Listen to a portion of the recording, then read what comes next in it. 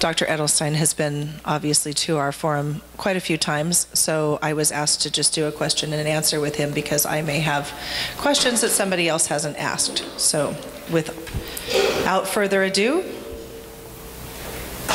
Dr. Edelstein.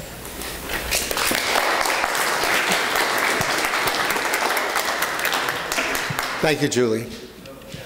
Did you have any opening statements that you wanted to make before we start?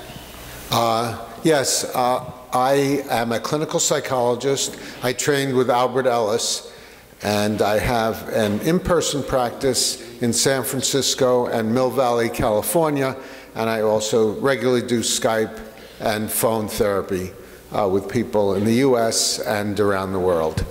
I've written a few books. The one that presents the basic theory that I'll be discussing, rational emotive behavior therapy, is called 3-minute therapy. Also, I've written Stage Fright, applying this approach to performance anxiety, Therapy Breakthrough, which is a history of the psychotherapy movement from Freud to Ellis, and an e-book called Rational Drinking, How to Live Happily with or Without Alcohol. And all those books are available through Amazon. And I've been practicing for almost 40 years. I consider myself an orthodox rational emotive behavior therapist. And I learned REBT from Albert Ellis in the 60s when he was my therapist. Okay, so playing off of that, when you started your practice, I noticed on your website that it did state that you were one of the only REBT therapists in the area. What do you find that that brings to your practice that's different than any other therapy type? Well, there are two main types of therapy that are practiced these days. One is cognitive behavior therapy, and the other is more traditional therapy, which is based on a more Freudian model. And the Freudian model had the idea that the reason we have emotional and behavioral problems as an adult is because of our childhood. And if we had rejecting parents or overprotective parents or critical parents or loving parents, that created an indelible mark on our psyches, which led to our personalities as adults. But there's more and more evidence that that's basically false. The evidence seems to be that at least 50% of our behaviors, our traits, our personality variables, including the type of emotional disturbance we have and the amount of emotional disturbance, is heredity. And there are various studies. One of the most notable is our twin studies, which show that when identical twins are separated at birth and raised in different environments, and then they're looked at as adults, they tend to have very similar personality traits in all these areas I mentioned. So therefore, the traditional kind of therapy has you talk about your childhood, your relationship with your parents, and shows you how your problems now came from that. In 1955, Albert Ellis devised rational emotive behavior therapy, which said that there's really no evidence for that, and the reason we have emotional and behavioral problems is not because of our childhood or our crazy parents, but because of our current thinking, our current philosophies, ideas, notions, attitudes, beliefs in our head, causes our anxiety, depression, anger, and addictions, not what our parents did or didn't do years ago. And Albert Ellis started and called the type of therapy he was doing rational therapy, and then he added emotive to it, rational emotive therapy, and then the last change in the name that he made was adding behavior to make it to show that it's a more comprehensive therapy, rational emotive behavior therapy, or REBT. And that dramatically changed the psychotherapy movement. And then other people got involved, like Aaron Beck, David Burns, and Michael Murphy, many others, and they called their type of REBT cognitive behavior therapy, or CBT.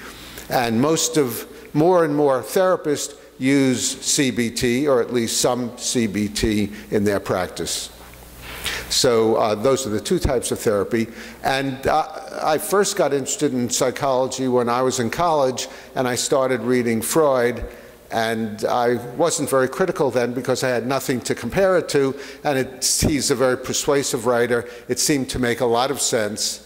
But then I heard Albert Ellis speak on the radio and read a book of his, and he wasn't shy about criticizing Freud and psychoanalysis and traditional therapy, and his criticisms made a lot of sense to me. And when I was 18, I had many emotional problems that REBT addresses and that I help clients with now. I was depressed most of the time, anxious the rest of the time, had suicidal thinking, and I just randomly picked a therapist who happened to be psychoanalytically oriented. And in the sessions, we talked about my relationship with my parents, and one of his favorite interventions was, "Tell me more about that. And how does that make you feel?" And actually, I liked the therapy because he was a warm person. He didn't criticize me at all. And I enjoyed the sessions. But in between sessions, I really had no tools to use to work on my problems.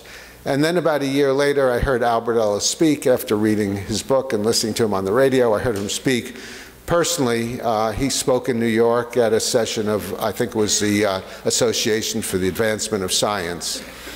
And that made a lot of sense to me, and I switched to Albert Ellis, and I've been sold on that ever since.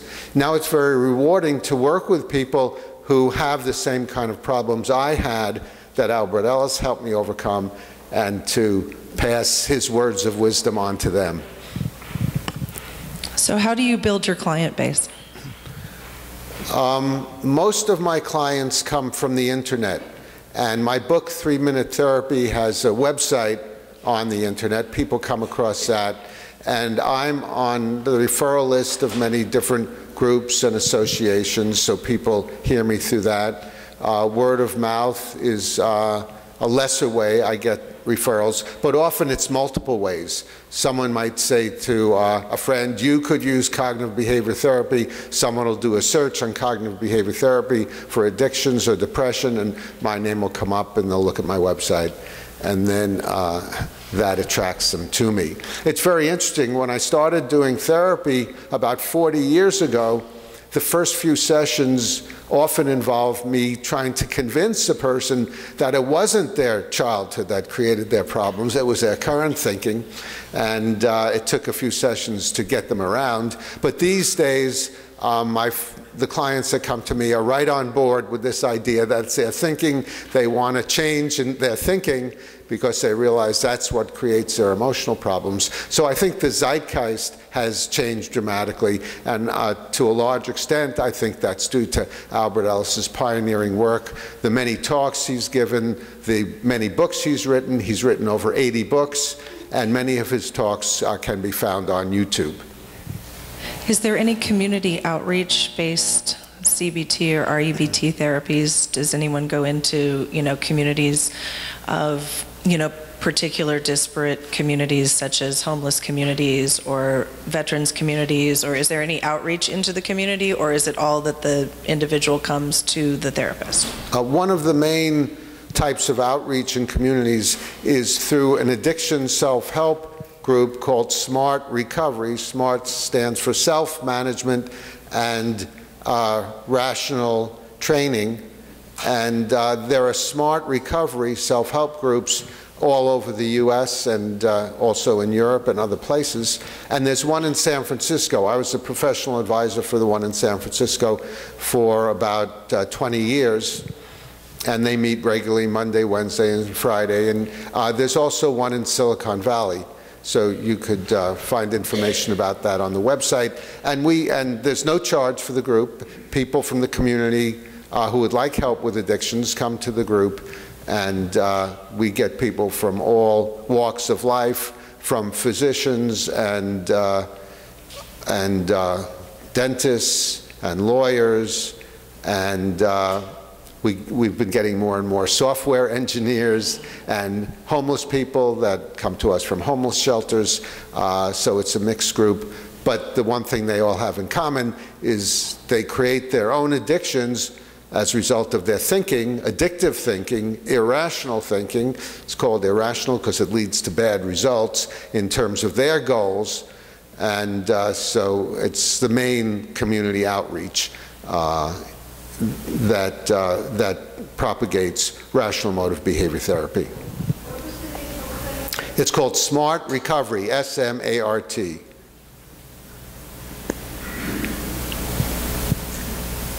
Okay, I'm going to ask a couple practical questions that came in. What techniques do you recommend that people use to minimize the chances that what they say and how they say it will unnecessarily offend whomever they are talking with? Will necessarily not offend? Will unnecessarily offend. Oh, I see. Well, if I normally work with problems and goals that my clients come to me and that they want help with.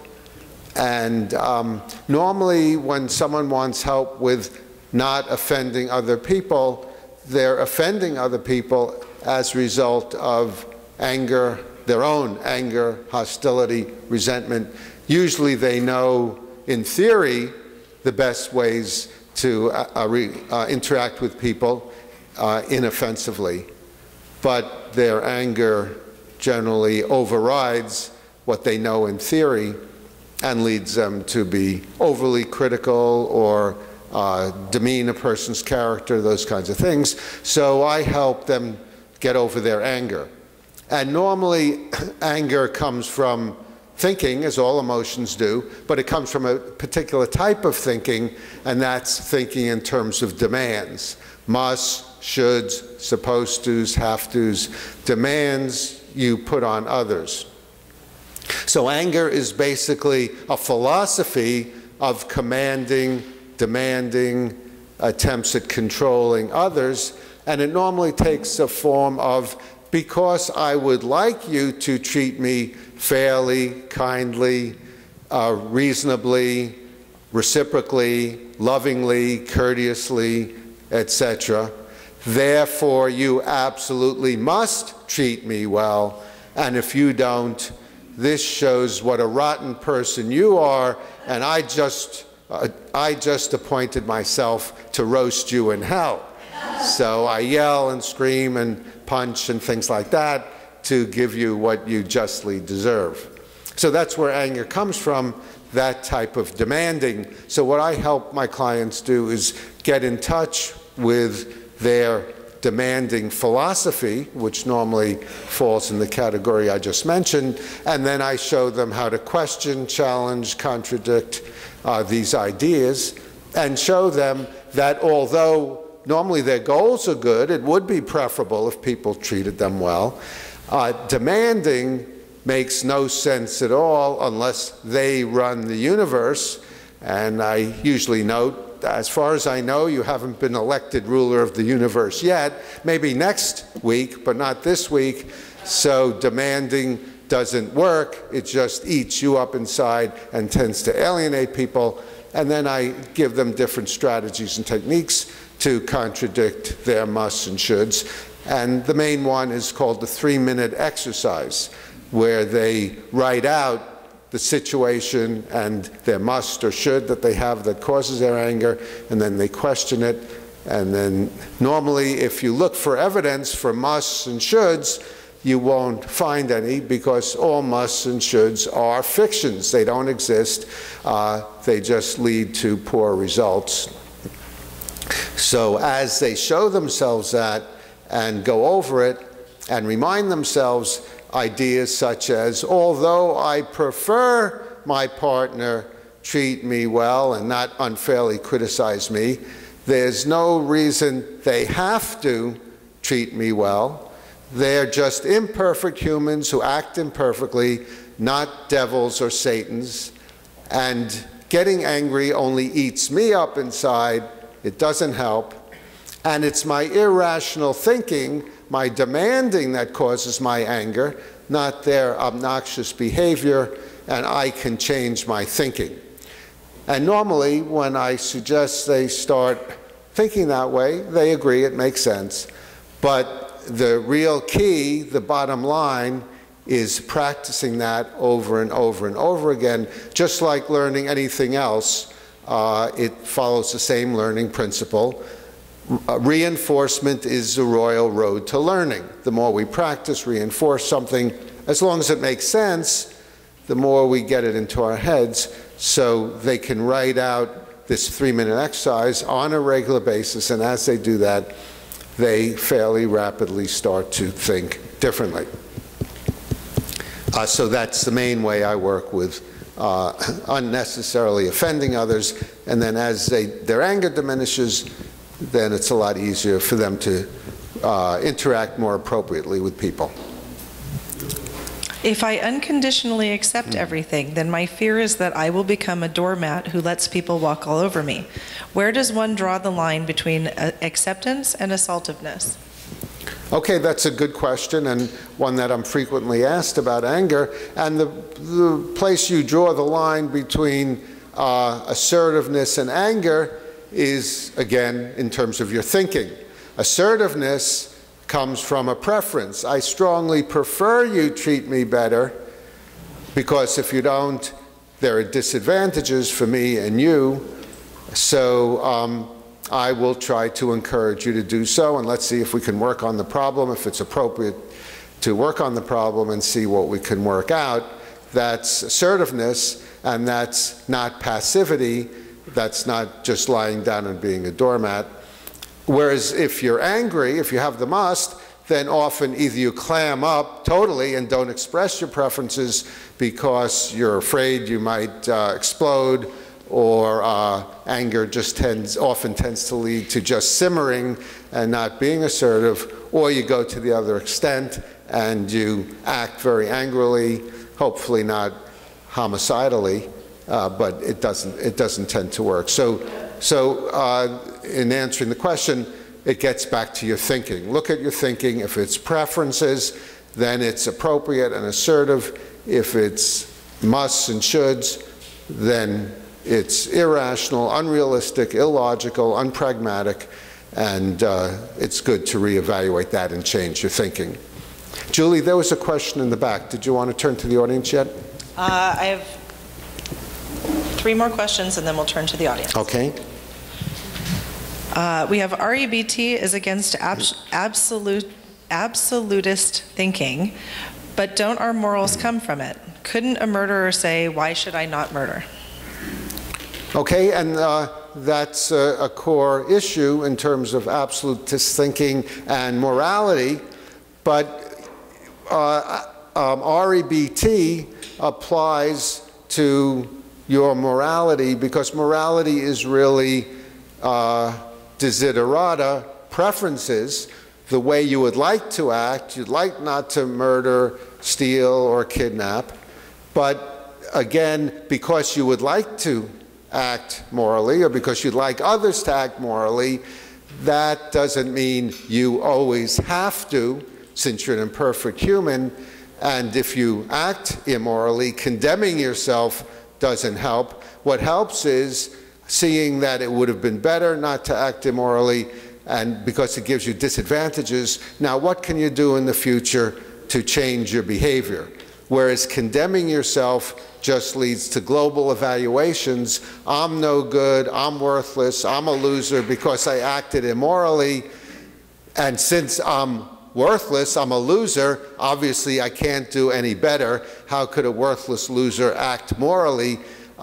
They can't, so it tends to lead to more immoral behavior. So condemnation doesn't work. Acceptance is the first step of yourself or others, and then how do you change, or how do you change the other person? Or if they act very immorally, maybe remove them from society in order to avoid their immoral behavior in the future.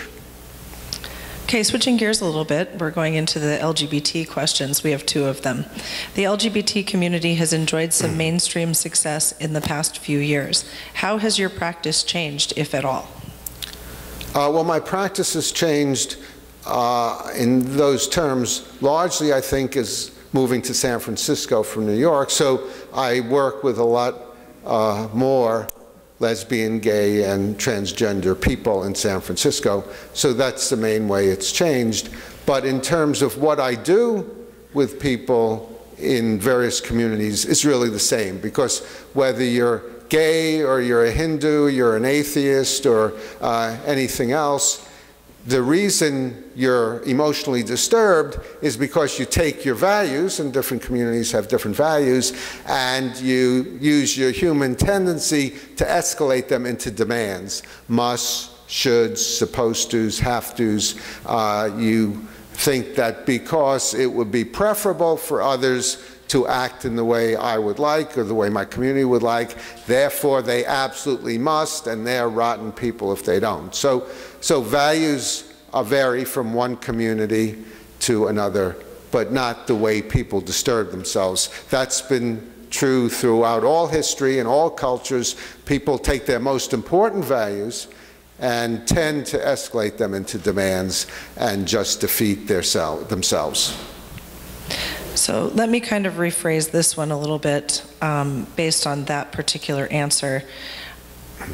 We've seen a lot in the first part of this year. There have been 8 murders of trans women of color.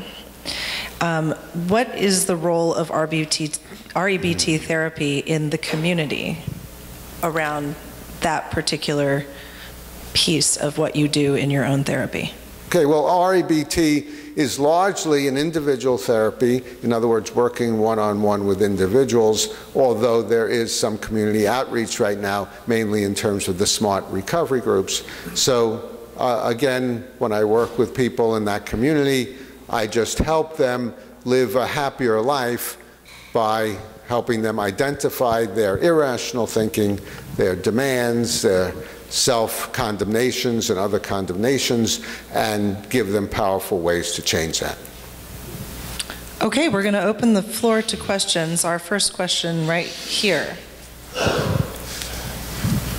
In early 1960s, I had the privilege of meeting twice in small conferences of 6 to 10, so I got to interface very closely with him, and I was working towards a degree in physics, and so I saw a lot of demeanor of him like Einstein, so he and I got along very well.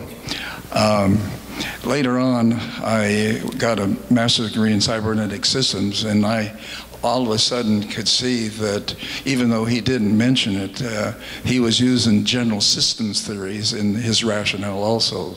So I have a question. Since I met him personally and you were a student of his, I'm curious how many people here at this meeting has met him personally. Now, there's 2 of us. I don't know if there's any more. Anyone else met Albert Ellis personally? About 2 other people? Okay. I didn't meet him personally, but when I was in college, I saw a film that was made. He and Carl Rogers and somebody, Fritz Perls. Fritz Perls. And so I actually did, although I didn't meet him, I saw a film of him. It was very interesting. Julie, there's been a question in the back for a long time. Yep.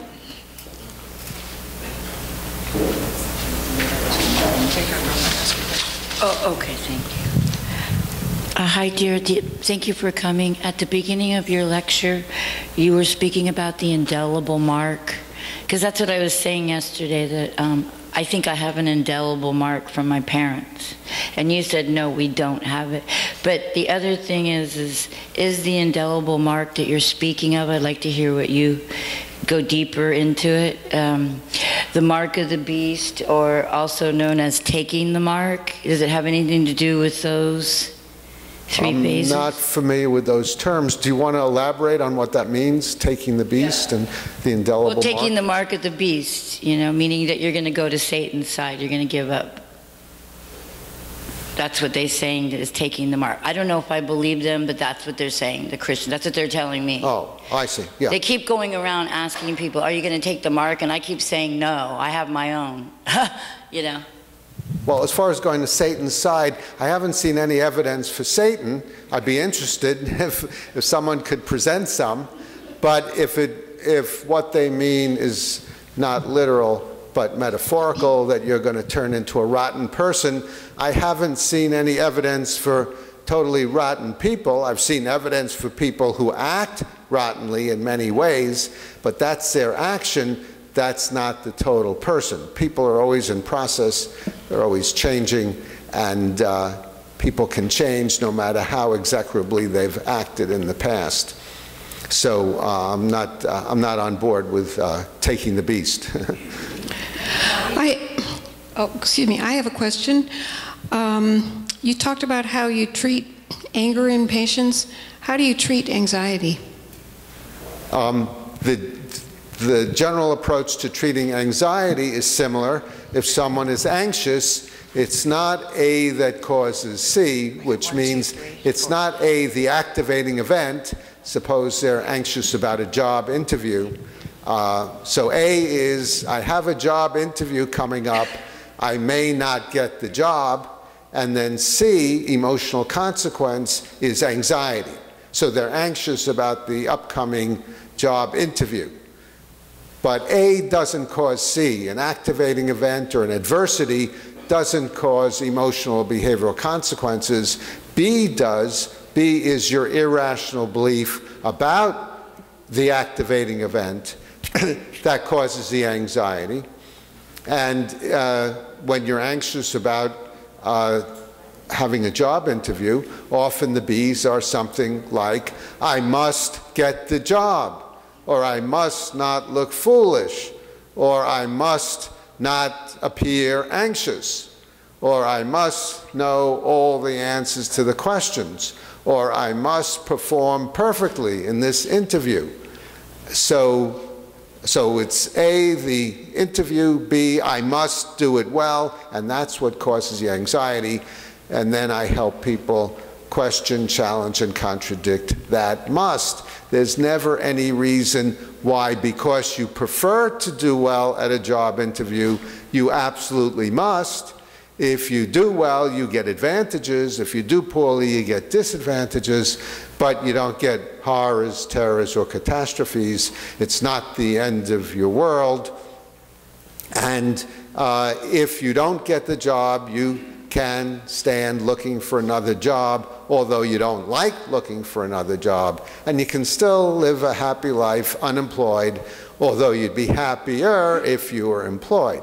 So I help people develop that type of philosophy in terms of preferences and advantages and disadvantages of getting or not getting what you prefer, and eliminate their musting about it. I have to, and life's awful, and I'm a loser if I don't get it. So I'm interested in social flow and housing to accommodate changing mores of people and families. And we can see over the larger context sort of medieval mores in IS and more advanced mores, say, in Sweden. My question really is, what are you seeing in the progression of American mores over the last decades, and where do you think we're going? Okay, well, that's a very interesting question for a social psychologist or sociologist, but that's not my area of expertise in terms of where we're going. In general, I read a very good book on the topic by Steven Pinker called The Better Angels of Our Nature, where he demonstrates that over time there's been less and less violence in society. People are getting less violent. Even through the 20th century with World War I, World War II, the Korean War, there were fewer murders per capita than there were in previous centuries. So that's a part answer to your question, but I would refer you to sociologists, social psychologists, and Steven Pinker to get a better answer. Hello. I often, in the way I think about things, like to compare the human mind to a computer. And when you have a computer that's broken, it's easier to just download a new operating system or patches, and you install the patches, and all the problems go away. With the human mind, of course, you just can't download patches and fix the problems as easy. So you have to diagnose the person, figure out, where the problems are, and then get them to change, and I'm just wondering if you could elaborate some on the process of getting people to fundamentally change the way they think, in order to have a healthier lifestyle.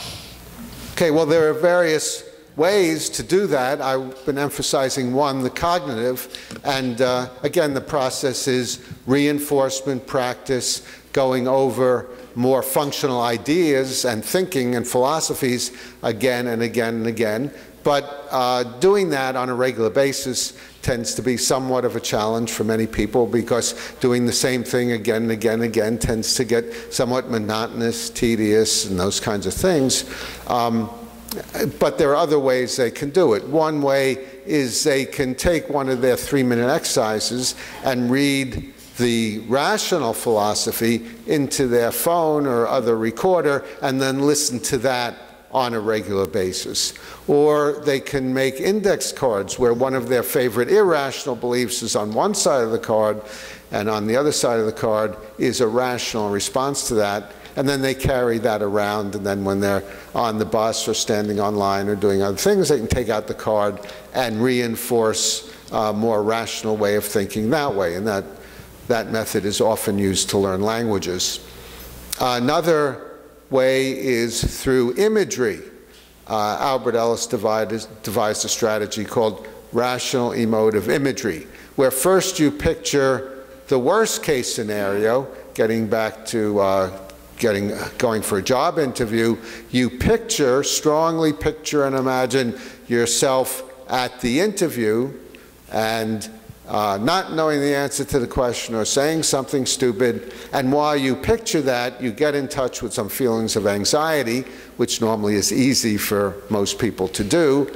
But then the third step, while keeping that picture of doing poorly, you change your thinking from I must not flub the interview, or I have to get the job, or I must be perfect. You change your thinking to more rational thinking, such as, although I prefer to do well at this interview, there's no reason I must.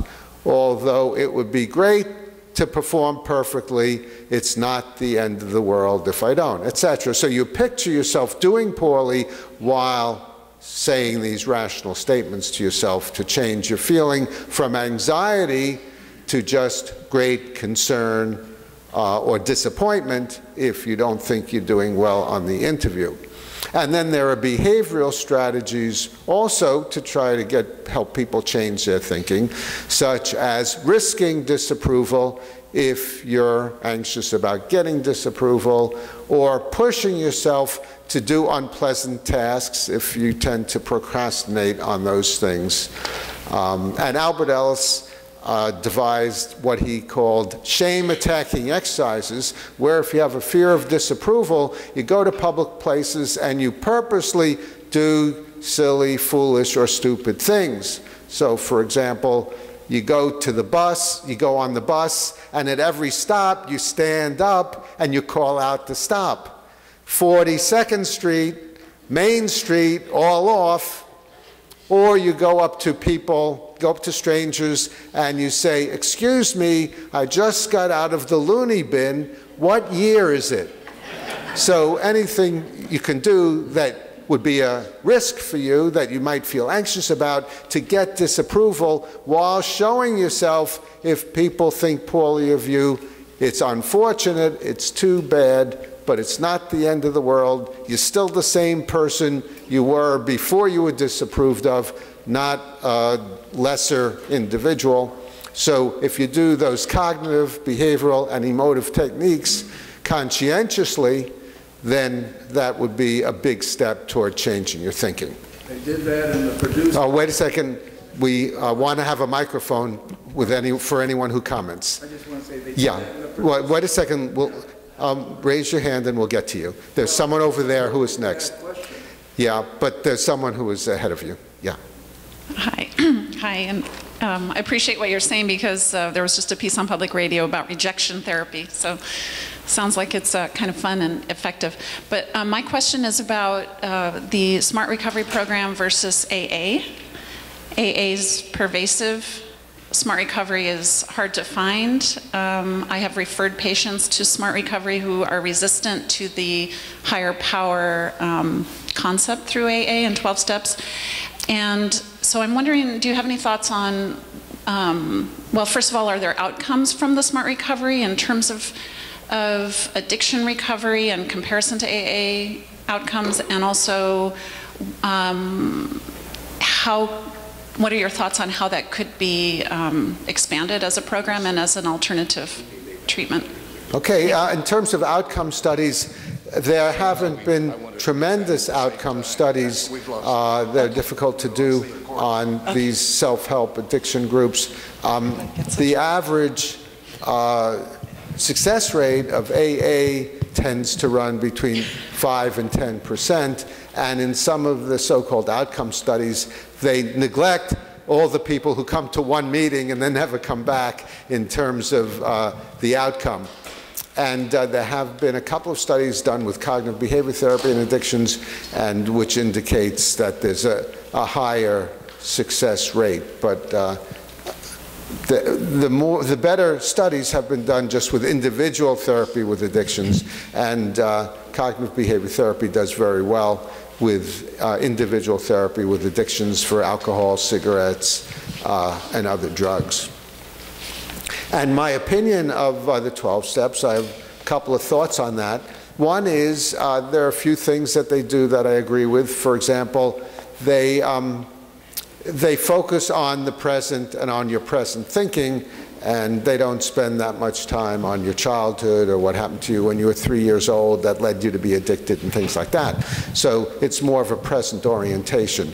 Also, they have a strategy called sponsorship, where they encourage people to get a sponsor, someone else in the group who's been there for a long time. And then if you have an urge to drink or smoke or shoot up, you call your sponsor rather than immediately acting reflexively, and that person talks to you. So that could be very helpful.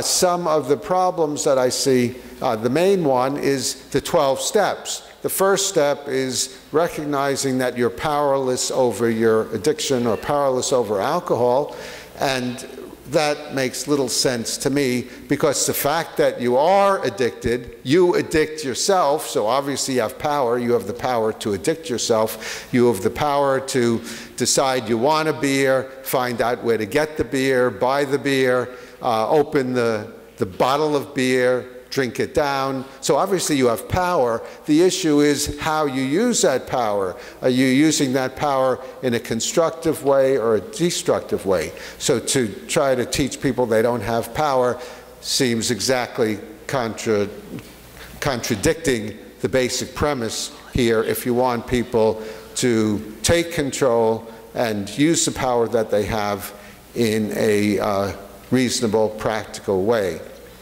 And then another problem with it is that after they tell you you don't have power, they tell you a higher power has power over you. So surrender yourself to a higher power. But even if there was a higher power, the bottom line is you do it yourself. No higher power is going to move your arms and move your fingers and pour the bottle of alcohol down your throat. You're going to do it, so the bottom line is you have the power. I've worked with religious people who didn't like the 12 steps because they say it distorts religion. So it's not necessarily even good for people who are into religion. Now, I do work with people who like REBT and also like the 12 steps, and they figure out a way to integrate the two approaches, and that's okay with me. Another philosophical commonality is the 12 steps have a prayer called the Serenity Prayer, which has to do with accepting what you can change in your life and trying to change what you can. And the bottom line with REBT is really acceptance. Unconditional acceptance of yourself as an imperfect human, even when you act poorly. You can still do better in the future. Unconditional acceptance of others when they act badly or treat you badly. That doesn't make them lice. And unconditional acceptance of life, the conditions of your life, when it goes poorly, when you have hassles and unfairness and discomfort, accepting the fact that life consists of comfort and discomfort, and it makes no sense to say my life is miserable just because I have a lot of discomfort. So that's acceptance, which REBT teaches and the 12 steps teach to some extent through the Serenity Prayer. 1, 2. I have 6 people that have questions right now. I have Martin, Rick, Bert, Bob, and then I have you, over in the corner, and you. Does anyone else have a question besides that I've missed? Brian and you. Okay, so 7, 8. So please be patient with everybody in the room, and I will get to you, I promise. Right, 20 minutes, better be quick. Well, first, just to answer Marie's question, how do you deal with anxiety? One is you have somebody else run the microphone around and I tell you that removes a lot of anxiety. So be nice to this person who's doing an amazing job, because don't criticize her at the end if you feel unfairly treated. It's a hard job. So my question is, generally I get what you're saying and I agree with what you're saying, right? We're in control of our own mind. We should deal with it cognitively. We can make ourselves happy, we can make ourselves sad. And in fact, I have periods of depression and I don't take drugs anymore and I just deal with them and manage them mentally. However, you know, we do know about these huge traumatic things that happen to people. What's it, post-traumatic stress disorder, these huge traumas that happen to people in wars and to children sometimes, right? That are either physically painful events or emotionally extremely traumatic events. And now with neuroscience, we see this huge bundle of energy and chemistry that's going on in a brain that's giving them these awful nightmares, and that they just can't, you know, in the CEO of your brain, you've got ISIS in there, basically, that's infiltrated, and you can't get them out. This is physical reality to people in their brain. Surely, to some extent, this goes beyond the cognitive, and there are cases where some sort of physical intervention or medical intervention with medicine is necessary, right? I mean, at some level. 95% of us should be able to deal with it cognitively, but at some level it goes beyond that. Would you agree? Well, I don't know. There's no way of determining what's necessary, but sometimes I do work with people who are on medications, and that helps, and then it tends to stabilize them, especially when they have severe problems like post-traumatic stress syndrome or schizophrenia or obsessive-compulsive disorder. It stabilizes them to some extent so they can think somewhat clearly in order to use the REBT approach. So often it's an interaction.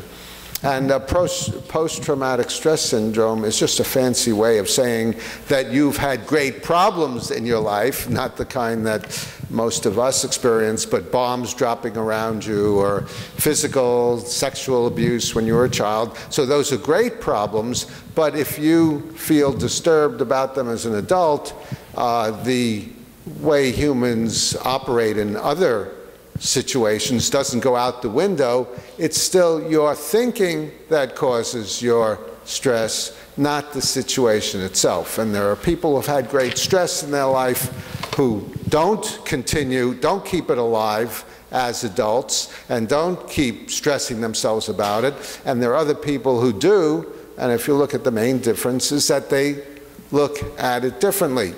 There was a survey taken with survivors of Nazi concentration camps, and they were divided into two groups. Those people who were still miserable in their current life 20 or 30 years later, and those people who had moved on.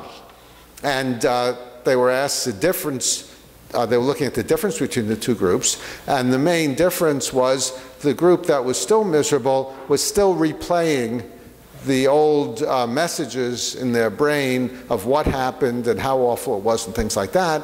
And those people who were living a reasonable life emotionally and went on were not. They had put these thoughts behind them. So that's a fairly dramatic illustration of how important your thinking is, even in the face of very, very difficult circumstances in causing your emotions. I would like to, you to clarify something. In the beginning, you spoke about emotions have to do.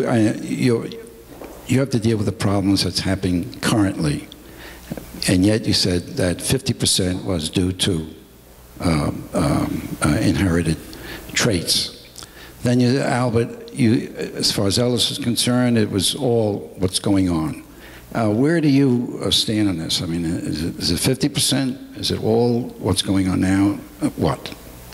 Well, the percentages aren't precise, and it depends on what issue you're talking about.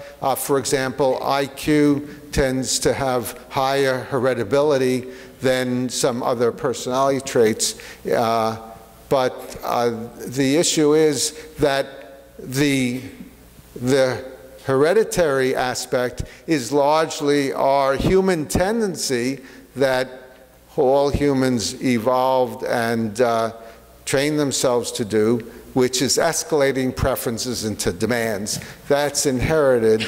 Maybe Martians wouldn't do that, but all humans do, and that's inherited. You don't learn because your parent criticized you 1,001 times for something when you were 3 years old. You don't learn, therefore, to put yourself down, but you already come into that situation with the kind of brain structure that said, because I prefer to avoid my parents' criticism, therefore I absolutely must, and I'm a worthless child because my parents criticizing me. That part is 100% inherited. Now, how much you do it and what you apply it to has an environmental aspect. As I mentioned, with different cultures, people apply their musty thinking to different values. And if your parents had certain values, you might learn those values from them. But in terms of whether you add demands to those values is just a human trait. This is a question about people who are concerned about climate change, and they get involved in we should and we must do something about it. And there's a kind of a conflict. We have about 80% of the public now believes what the scientists are saying, and they agree it's important, but they behave as if it's not important.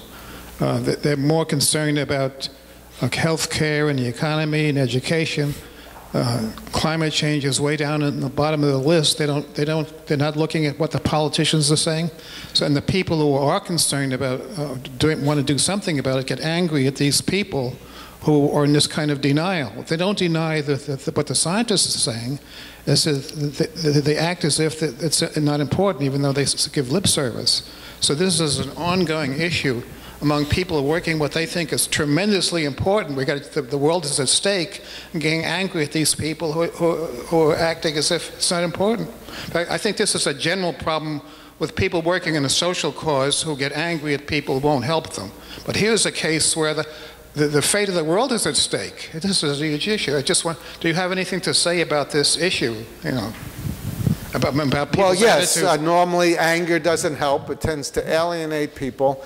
So it would be good if these people who are working towards social causes came to see me, and I'd help them with their anger, and that would promote they'd be able to more effectively promote their social cause.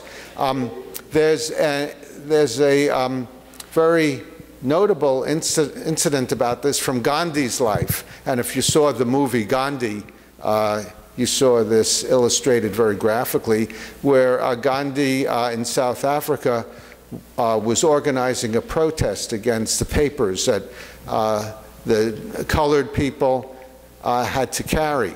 So he called people who wanted to protest the carrying of papers to a village square, and he started a fire and he started burning the papers as protest in the fire. And the police arrived on the scene and they told Gandhi to stop doing it, and he just calmly kept burning the papers that people were giving him.